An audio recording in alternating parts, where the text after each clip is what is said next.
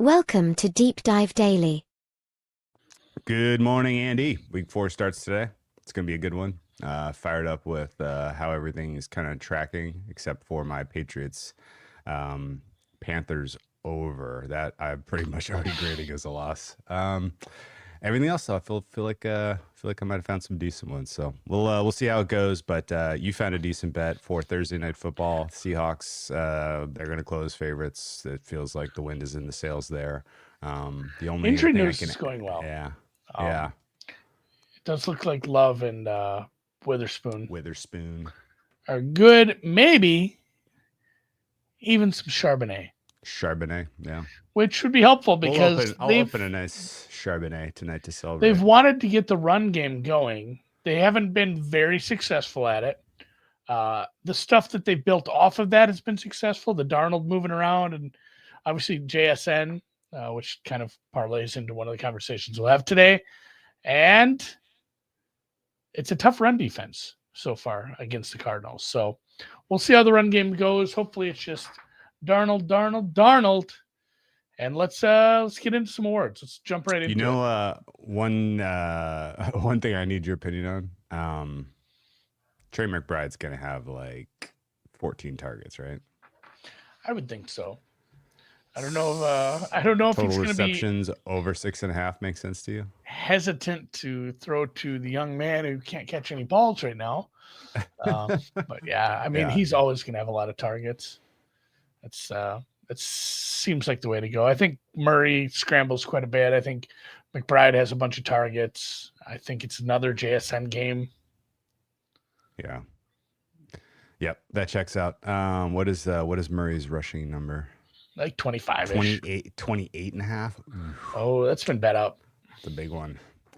Can't touch that one. I'm just going to play McBride. McBride over 6.5 receptions will be my prop special of enough. All right, let's talk about awards. And let's start with the most interesting one by far. Heisman Trophy winner? Brinks put me on Underwood. Underwood? That's what I said. I didn't know he played for. No way. He gave you a different name than he gave me then. Who'd he give you? Maybe I read it wrong. He liked the USC kid, Maeva, I think. I've seen some people on that. Let me see. Well, I get why he would give you Underwood if that's like 115 to 1. He likes like the it was a big long shot. Yeah. Who does Underwood play for? I had to look it up. It is the Michigan Wolverines of Ann Arbor. Oh yeah, he actually that's what he said. That is what he said. He said he went in a couple of different directions, but also ultimately landed there. I bet it. I'll put a little bit in the account, whatever. Okay. That's a big ass number. You can only bet $43 to win 5,000. So, all right. Yeah, why not have it? Have it just in case. If we had long shots, we had. I grabbed a little DeMond Williams, thanks to our friend Mr. Horse, who said he's the best quarterback in college football. He's a sophomore for Washington, but he's a bet now, I think, just because if he beats Ohio State this week, then his number goes from like 50 to like 10 probably. And there is a lot of wind in the sails of this Washington team right now. Against the spread, it's still an 8-point spread, you know. Yeah, but it's come in a lot, like since preseason. Well, yeah, it was just a bad number, I think. Yeah, but no, it's come in, but Ohio State has also gone up in people's opinions. So that means Washington has gone way up in people's opinions. For sure. And yeah, it's still, So I feel like even if it's just a competitive loss to Ohio State, he still gets some credit and Washington gets some credit. But either way, played some DeMond Williams. Let's talk about NFL awards now. And let's start with MVP. We were talking last week like it was a group of 4. The 4 were Allen, Jackson, Herbert, and Love. Is it now just Allen? In what universe? In what universe does Buffalo not get out to 9-0, 10-0 type of start here, and he's just minus money at Thanksgiving? Yeah, I took some Love, you took some Herbert. We got some good numbers. They're going to play for good teams that are going to be in the mix. But if Josh Allen wins 14 games and has 1 million yards and 1 million touchdowns and sits out half of the fourth quarters anyway, a repeat is definitely in the mix here. So it's kind of a boring one because legitimately, I don't think there's a long shot that is to be talked about right now. If you got decent numbers on somebody who has a chip chair and a chance at a 1 seed, like you did with Herbert, again, even after the misstep last week, I think Love bounces back. That's a good team. I don't know about Jalen Hurts, especially at his price. Some of the other guys in that range, like Goff, Mahomes, Hurts, Daniels is 21. Good luck with that. Like, so just the people in that price range, Baker Mayfield, feels tough for them to get 1 seeds, feels tough for them to do something more impressive than Josh Allen. I think for any of those to cash, Josh Allen would have to be injured, and it'd have to be soon, and it would have to be bad. I'm not saying go bet this 2-1 with a bunch of your account, but boy, the schedule opens up, like you said, and it feels like the floor is like 13 wins, man. I'm looking at the rest of this, and their defense isn't good. Their defense isn't good, right? So he's going to have to presumably be a little bit aggressive and that's keep a point in his favor. Yeah, I 100% agree. I'm looking at the rest of the Bills' schedule. They are 3-point favorites or more in every game this rest of the season for me. And in fact, the only games that they're even close to 3 are when they're hosting Kansas City and hosting Philadelphia.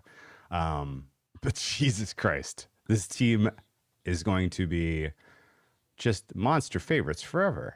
All of their road games, all of the teams they play on the road that are left on their schedule have been downgraded. I can't believe this. You thought maybe at Houston Texans was going to be a tricky one for them? Okay, never mind.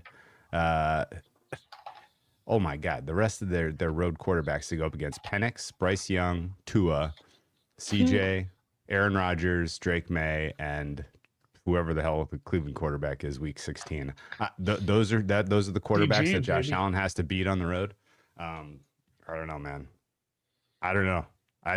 There's a world where we're talking about, that Philly game week where they're hosting Philly week 17 as sort of the one that clinches the 1 seed for them, and Josh Allen MVP is already in the books. I think this even at 2-1, I think that's short. There's some bigger prices in the market. How much you can go hunt for 2.25, 2.5, but yeah, it's one of those. Like, if you feel confident, I guess you could take a big swing at that and let it just sit there for the next 18 weeks. Is the most wins in the 1 seed price better for them? Somebody in the Connolly just asked, how would you price out undefeated?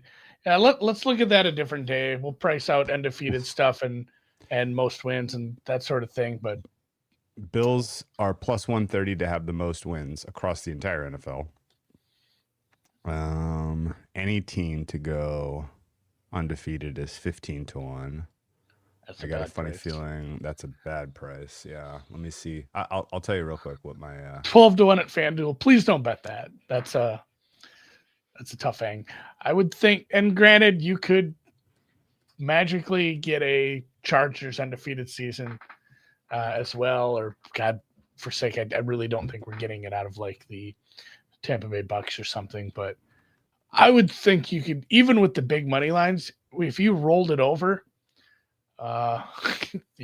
14 more times for the Bills with those couple of games that they're playing, I would think you can get better price than that, even with a bunch of minus 2,000 money lines sprinkled in there as well. That's something I should look at. I'll pull up my projected money lines for the next 14 weeks for the Bills and roll it over, see what it comes out to. So I don't know. You want to know my projected rollover is like just under 80-1 that they win their next 14 games. The lowest prices I have are like I have them at some of their road games. I have them in like the 60s, but for the most part, they are 70 plus point win probability in every game. Betting on a team to go undefeated, banking on the Bills just for Carly or say Gordon to be waiting at the finish line for you. Can you imagine And he says this is what movies are made of. Yeah, that's a Disney movie that I would watch. Because I watched Angry Birds 2 last night with my kid, and it was horrible. I would much rather watch this Colts story. Anything else on MVP before we hit up the next one? I don't think there are any long shots worth considering, although Baker Mayfield, it's worth noting, is shortened. Jared Goff is shortened. Agree with those, but I don't think either guy really has a chance. Stafford is shortened. 19-1 for Stafford? Excuse me? My favorite bit is Bovada listing like 200 people for MVP. If you wanted, you can go bet Will McDonald, who is listed as playing for Wisconsin, because they never updated that. He does not play for Wisconsin. He plays for the Jets. You can bet Leonard Williams to win MVP. You can bet Najee Harris at 800-1. I probably would recommend avoiding some of those long shots as well. So we'll go in the order that Bookmaker has them. DPOI, Micah Parsons is 2-1, deservedly so. Garrett, though, shortened a little. Nice showing for him. He got a little shine in the market. I still wonder about Will Anderson at 12. DVOA not loving the Texans defense, by the way. Have you seen that? Yeah. DVOA is very hard to use this time of year. Yeah, and he will like 6 weeks early. Great. He will be the first to admit that. Aaron will say like it's not as good early in the season because of how it works. So I don't see a long shot. Because of the opponent adjustment part of it isn't calibrated yet. Yeah. So not much for long shots I would consider here. It's kind of the same three up top with three-man race, you think? Three-man race. The Lions playing who should better. be shortest between Parsons, Garrett, and Parsons. Hutchins? Do you think he should be shortest? Parsons, even without the counting stats yet, it's still it's painfully apparent he is moving at a different speed. And if that's not his ceiling, if he has like a little bit left in the tank, my God, there's an opportunity this week for him to play angry against. Well, he's going to be Cowboys. in prime time. Yeah. Prime time against the Cowboys. Like he's the number one story. I got to push back on moving at a different speed. You apparently haven't seen the Myles Garrett clip where he's screaming, "Run, Jordan!" Oh my God! Yeah, that fucking ruled. That was. It's so silly, and in today's world, lost freaking Survivor pick internet. On that, and I still loved watching it. Yeah, in an internet-driven and media-driven world, like that matters for this award. Having clips like that, having big plays that happen in important games, and that's why, again, Mike is probably going to shorten this week because he's the big story. If he has like one sack and they're going to make a big deal out of that. Don't see any long shots I like here. This is insane to me. ETR pumping out Nick Bonito propaganda. Good luck. That is dead money in the pool as far as I can tell you. I don't care how well he's playing. I don't care if the Broncos finish top 3 defense in everybody's mind. He has such a humongous disadvantage in terms of just people's mental rating of defensive players. I don't think he's overcoming the gap that exists in people's mind. It's the, you know what it is? It's the who's the Bengal that got the most sacks last year? Trey Hendrickson. It's the Hendrickson problem from last year. Like clearly the sack leader, but like a lot of second place, third place votes for him because people were like, he's not an elite player. Like we know he's not, right? And I feel like Benito kind of falls into that bucket. So Benito's elite. He's just, he's not the in best defensive player in the sport. Yeah, he's not in the stratosphere of the top 4 or 5 guys. He's damn close. And there's just too much weight at the top for him to, jump over some of those guys. This is an interesting question too. Who's the most alive MVP long shot? I was just kind of looking at Baker for sure. It's probably Baker, but also I was looking because the beginning of the season doesn't matter, and in the end, it's ending up in a 1 seed, ending up in a very competitive 2 seed. I looked at Brock Purdy for a hot second, just because I like the Niners team. And, he plays hot for 10 weeks at the end of the season, and they end up at the NFC 1 seed, which is not out of the realm of possibilities. I think the NFC is very much up for grabs, as we've seen weaknesses with all the top players and all the top teams. I don't want you to go bet that, but it went past my radar for a second. So nothing for me in DPOI. Can I sell you some Sam Darnold 105 to 1? That's interesting. Yeah, that's a big number too. I bet you could find a Like better the one. Seahawks, the path to victory is tricky because the Seahawks defense would be the unit that carries them to the 1 seed. It's not like he's having a bad season. He's having a good season. I have a case for a different guy who's not listed on bookmakers. Daniel Jones, Jackson Smith in Jigma. Oh, they don't have him on OPOI? He is unlisted for some reason. Conspicuously missing? They don't want to take that money. I know he is listed other places and he's shortened, but it just seems like they want to be a running team, but they don't have the personnel and they don't have the maybe the running backs to really do it under the current scheme. And they're just going to be a middling running team that does have to throw the ball. Ton of under center for Sam Darnold. He's getting the ball out quicker than he did in Minnesota. He's rolling out. He's moving. He's fine in those situations. And JSN is always flashing open for him. He has like 300 yards already. He's not listed. That's wild. He's not listed. And I know it's a tough award to win because it's a goofy one. A lot of it at time it is just the MVP runner-up or the best quarterback who didn't win MVP. But if he just keeps on this trajectory where he's constantly getting this volume, a wide receiver on a very good team who has like 1,700 yards and 10 touchdowns is going to be in the conversation. And he just, Horton's great, but he doesn't have the competition he did when he was a rookie. And he's on my radar. I'm gonna try to find some prices. I think if Jonathan Taylor is healthy for 17 games, he just walks us in. Yeah. Colts have to play some tougher teams coming up. That'll be interesting, but he is the favorite, and he should be. Yeah. If you don't already know, OPOY is effectively fantasy football MVP. Yeah. And Jonathan Taylor is going to win a lot of people their leagues this year, I think. Too many mouths to feed in Detroit, Philadelphia. None of those guys have gotten off to good enough starts to distinguish themselves, I don't think. Christian McCaffrey, too much of an injury risk. Puka Nacua, too much of an injury risk. Puka's number is surprising. Wildly short. But I mean, like, it's fun to cheer for him. Like, God damn it, does he make you want to stand up when you watch him, make some of those hard plays? It's awesome to see. He puts himself in harm's way. Bleeding from his eyes. If you were to say, well, I can't bet Jonathan Taylor 3-1, that's stupid. What else do you like? We're holding on to some Josh Allen from a couple weeks ago, which I still think is very live. He could get the double dip. He could double dip. No question. I think he needs 50 touchdowns, like in the air. What's he? Oh, passing touchdowns? Yeah, that's gonna be tough. It's a gaudy number.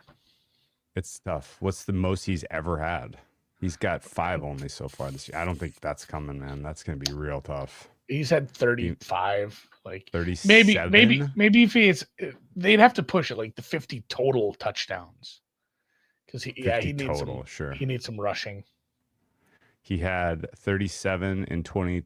He's got basically 35 is a pretty hard number. Is a pretty like firm number for him passing wise. Yeah. 3 years in a row, he had 35. He hasn't hit it the last 2 years. He was 28 and 29. Rushing. Let's see. Advanced rushing. Where's his fucking rushing stats? God damn it. He only had 2 rushing touchdowns so far this season. Wow. He had 15 and 12 the last 2 years. So I think 2023 total? is probably his biggest number. 2023 is his biggest number, where he had 29 passing, 15 rushing. Yeah, that's the joke. That's is like the Lamar and the Josh Allen MVPs are mixed up. Like they're in the wrong order based on like their best years. So yeah. All right. Agree. Yeah. Anyway, it was a good number. Nothing else I'm really looking at except hunting down a good JSN number and taking a dart there. Because let me see what here's let me just see. And here's the thing about and you say don't go bet Jonathan Taylor at 3-1. Absolutely don't go bet him at 3-1. Like he might win, that might triple whatever money you put on, but you are sitting in September betting on a running back to stay healthy for the whole year. A high volume running back who has had injuries in the past. Like I don't wish ill upon him, but that feels like a 50-50 proposition that he doesn't miss time. Every running back gets banged up at some point. It just depends on the severity of it. It's like, it's a low ankle sprain. He's out for half of football. Yeah. Here's the Bijan Robinson problem. The scheme looks bad. Like bad. And he's about to have a new OC. Yeah. two major problems. I'm assuming Dave mentions 150 to 1. That's the JSN number at FanDuel. I'm looking at DraftKings right now. It's 35 to 1. So somebody beat you to the DraftKings number. JSN, interesting. All right. I still think a healthy Taylor walks it in, but I wouldn't play it at 3. No. And I think Josh Allen's live for us. Still 25 to 1 is bettable. Comeback player of the year. Who fucking knows? The short shot is Daniel Jones. Stupid word. Oh no, sorry. The short shot is Christian McCaffrey. It's CMC. The second shot is Daniel Jones. CMC is actually playing pretty well quietly this year. I don't know. He's getting volume. He's not playing that well. I mean, he's had his some efficiency is pretty brutal. Doesn't matter. He stays healthy. He's okay. No, he stays healthy. He's on a winning team, and he has 1,200 yards, another 500 receiving. Walks it in. Okay. Coach of the year.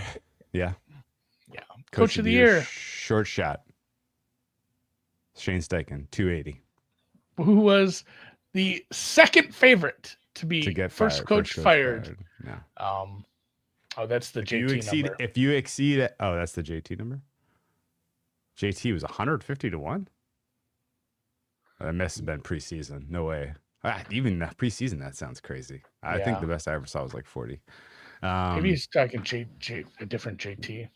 Wentz for comeback player of the year is interesting. I mean, honestly, the comeback player of the year definition is so dumb. They're going to go through the same stupid fight again this year, and I want nothing to do with it. So they can all. I don't want to bet into that market. No, because it does feel like if you get it correct, it's Christian McCaffrey. If you want to do the fun one, it's Daniel Jones. And if you want to do it right, it's Ricky Pearsall because he got shot. I still think for coach of the year, there are probably 20 live candidates. Basically, everybody besides Andy Reid and Brian Callahan is live still. And Mike McDaniel, I suppose. But there's no such thing as not eligible. At price, I kind of think Ben Johnson has slipped too far. We're simpatico here. So okay. This is a bet I'm making. 22 to 1. It was the preseason steam. It was the storyline. They don't have to win that many games for him to be live here.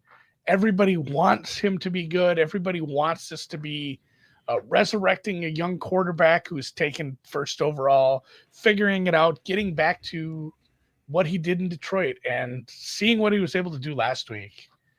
I mean, if it just took a little time and he's going to be able to impose his will. Did you just click it?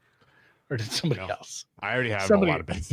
Somebody just clicked it down to 17 at Bookmaker. That's a big swing, I guess. I mean, here's the thing: when it rebalances, it might pop back to like. It'll 20. come back up to 20. Their auto mover is aggressive at times. But I like that a lot because I don't think the Buccaneers will have, continued success at the level that they're having, at least record wise. It's a good team. I don't think it's a great team. The Chargers have a tough road to hoe yet. It's a very good team. I understand the Harbaugh price, and obviously I understand the Steichen price, but a nicer, longer shot is, I think, Ben Johnson if that Bears team continues to play well on offense. Yeah, I think honestly, like the fact that the guys who have been shortening and steaming are all guys who coached teams that made the playoffs last year. Like, it's not going to take much, like a little bit of adversity, which is likely for every team between now and the end of the season, is going to knock them out of the race. Whereas if you are coaching a team that did not make the playoffs last year, you have a massive advantage in terms of being able to close on this market. So Ben Johnson is interesting to me. All right. Roy, the shortener in this market. In fact, the short shot? No, second choice. Wait, yeah, third choice. Sorry. Jackson Dart Jackson is Dart is your second third choice now. Well, he's plus third with the Hampton. 543. Hampton is why is Hampton this short? Because of the Achilles for Harris. So he's because Hampton hasn't done shit. Yeah, he's RB1 on a good team, but he hasn't impressed. I don't think A good team that can't run block. Yeah, Cam Ward. I get it. He's a quarterback. He could turn this season around. It's a horrible price. Jackson Dart in pocket, guys. This is some very fake. What'd you get? There's some. I bet him a couple times. I bet him as low as 16 at one spot. Okay. So I got to go figure out my average price. I think I have 3 tickets on him. Just getting volume down on something like that is tricky. You got to go across the board. Tough. Jackson Dart, average price probably around 20 for me. This is the fakest ass CLV you'll ever get, but it feels good right now. He could be terrible. I want to see him run for 75 yards this week. I don't even care if they lose by a bunch. Like him being a difference maker, and he's 2-1 next week. Yeah, so, I agree with that. Egbuka, it's worth noting, is your short shot at 310. Hampton, second choice, 517. Jackson Dart, third choice. Fourth choice, Tyler Warren, 6-1. Fifth choice, Cameron Ward. My goodness, how the mighty have fallen. I got to ask you about a long shot price here. Is Quinshawn Judkins 15-1 correctly priced? Because he certainly looks like the best of the rookie running backs. Yeah, he's the one I mentioned last week. It's like he's not a terrible offense, though. It's hard to get excited about him. Like, I'm excited about watching him play.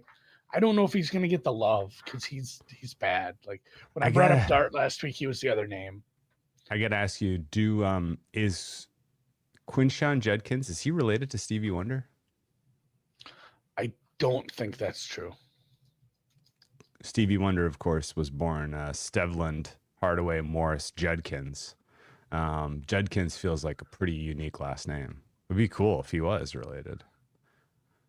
Stevie was from Stevie was from like Saginaw, Michigan, I feel like, right? I'm looking where this guy is from, and a lot of it is just about his battery. Judkins. He went to Pike Road, Alabama to high school. Don't think he is that's from the deep south. Went to Ole Miss. He would have played with Dart at Ole Miss. That's interesting. And then he went to Ohio State for his final season before he was drafted. We're gonna call it unrelated to Stevie Wonder? We are calling it so far unrelated to Stevie Wonder. That's too bad. I'd love a Stevie Wonder type nickname for Quinshawn Judkins because that does not roll off the tongue.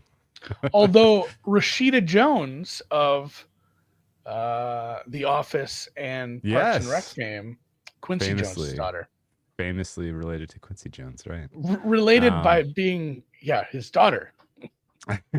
Famously. All right.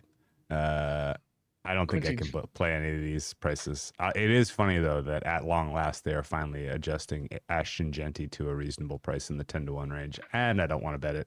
Travion Henderson, 35-1, could get shorter now that presumably Ramondre Stevenson is going to be banished to the what's the bad place in Superman? The dark zone, or do you know what I'm talking about? I don't. Remember the old Superman movies where they get banished to the blank zone? Oh man, I wasn't not really a DC guy. I will watch every Batman movie ever, but the rest of them are the Phantom Zone. The Phantom Zone. Is that where who's the guy who had the backwards name? And if you said that backwards, he would appear. Someone will come up with that. Do we have still no Protector of the Year markets that I'm finding pretty similar at the top for Assistant Coach of the Year? This is I've only been able to find this so far at Bet Online. Halfley Minter, 5-1, 6-1, checks out. Robert Saleh plus 850. That feels like a tougher one based on losing his star pass rusher. Brian Flores 9-1. Jim Bob Cooter 11-1. Your favorite Jim Bob Cooter is your fifth favorite. I don't know about that one too because he doesn't call plays. Like I get it. Yeah, that's a weird one. That's a fun name to say. I feel like that's the angle. It's like from Elf. That's a fun name. Here's one I would kind of make a case for because I get Halfley and Mentor, but it's another thing that I pushed this week that I'm talking about tonight. What we've seen from Clint Kubiak. He is your fifth favorite, tied with John Morton. John Morton too has a case, I guess, if they just continue, the legacy up there. But Clint Kubiak doing it with Darnold, I can see that, especially if it continues to be just all roses and sunshine for them. Obviously, need to win tonight. Not really a long shot. I liken those because what are you going to do? Give it to Todd Monken, Josh Grizzard. Zach Robinson is 22-1. Can you imagine? Hilarious. Can you imagine making that bet? I've made stupider bets. I don't know that you have. Not Drew. many. Not many. But I'm sure I'd have. Greg Roman 25-1 is interesting. The fact that he's kind of reinvented himself. I mean, I don't think he will win, but he deserves some discussion, in my opinion. The fact that they're slinging the ball all over the place is pretty sick. Would never have guessed that this is what a Greg Roman offense would look like. Yeah. How about we didn't cover D-Roy, but it's not really available for us anywhere. Is it just Abdul Carter still somehow? I don't know if I've seen enough. Michael Williams getting short because he's gonna. Does it feel like it's not up at Bookmaker like every week? They don't want it for some reason. Yeah. They don't want that D-Roy. Bovada, I don't know why. Has Abdul Carter 2-1, Carson Schlesinger plus 550. Probably need more sacks, buddy. Jeez. Jihad Campbell 6-1. Mikel Williams from the Niners, who's a force, but I don't know if he's going to stuff the stat sheet enough to pass up Abdul Carter at 9-1. Shamar Stewart 10-1. He'd have to absolutely crush it in the sack market because he's on a bad defense. Jalen Walker and James Pierce Jr. And the argument against either of those guys is like, oh, they're on the same team. You can't. That helps each other, honestly, a little. I think we've seen that with the Rams the other year. So maybe one of those guys gets shortened here. They'd have to have a big week in a big spot, but it's another defense that I don't think is all that impressive. They didn't really give up 30 points. I mean, pick six and whatnot. I mean, that was a little fugazi of a box score. So nobody I'm excited for here. I don't know. I haven't seen anyone distinguish themselves at all. So if you want to throw darts in this market, go for it. I wouldn't throw darts on Jackson Dart at 5-1. No, just. Oh, thank you for bringing this up, Murray. Andy, you better get your cooking plan prep for tomorrow. Crock-pot pulled pork. I've never done a shoulder in the crock pot. My biggest tip for any sort of meat in the crock pot is don't let it sit on the bottom. Get something to prop it up. And it can literally be anything. I often use onions. You slice onions into whatever thickness you want and layer the bottom. It lifts it up off the bottom. You just a little flow and lets the juices move around under there. I like that. I've never done a pulled pork in the crock pot. I've always done it on the smoker. I don't know what I'm going to cook tomorrow. I have to go meat shopping, I guess. I forgot even to remind you. Yeah. It's the Ryder Cup. I got time. What's Long Island famous for? Mean people? No. That's the narrative they're pushing. Like, oh, these Europeans, they're not going to be able to handle this Long Island crowd. I mean, it's going to be fucking rich people from Manhattan. What are we talking about? That's what I said. Somebody said that. I'm like, tickets are like $1,500 a pop. Joe the plumber ain't going. No. Like, his wife would kill him if he spent that. No, it's going to be freaking, it'll be trust fund kids from Patagonia vests, trust fund bros and finance bros and Europeans. Europeans do not give a shit. They'll spend whatever to go follow their soccer teams and stuff. So that's wild. We used to, God, there was a kid in this chat that was a big Man City fan, and that was always very interesting to hear because Sam, yeah. Oh yeah, because him and his dad would go to like away matches for Champions League and be like, yeah, we're going to Belgium today to a match. And you think about it, I'm like, well, that's not that far. No, You know, it's some of these probably me. It's like me going to San Francisco for something. Yeah, some of these matches weren't really that far for them. So that's a distinct disadvantage for the US. The Europeans are so much better at chanting. We have no chance. We have like 7 Nation Army and what's the hey goodbye. I haven't heard that one in a while. Zombie one. And what's the zombie one? I'm trying to think of it. I can't. It's coming. So it'll come. Oh. Is that right? That's the zombie one. I think you're talking. Yeah, about. that is the zombie one. 7 Nation Army. Oh, and this is a good point. A lot of Connolly today. He's basically the third host. You do got to check out the Cardinals field design for tonight. It is very good. I actually downgraded the Seahawks. It is so Wait a good. second. It has the sun array in the end zone with the Cardinals as the sun. No, it's stellar. I'll find it and I'll retweet it from the Deep Dive account. So we're probably going to close up shop here for a bit. I got to go do some work. Oh man, it's the Arizona flag. Yeah, that's cool. The array, the sun rays. That's cool. I dig that. Good, Zombie Nation, thank you. Good job. Good job. Kern Craft 4000. That's it. All right. Well, sick. Special rivalry field painting for Arizona this week. Well, they're going to need all the help they can get against that defense, as far as I can tell you. Tune in at halftime where we break down why we are playing Cardinals team total under in the second half. Andy, final thoughts? Yeah, Cardinals do have an elite. Arizona just has an elite flag. All right. I miss you guys every day when I say goodbye, and I'll see you tomorrow.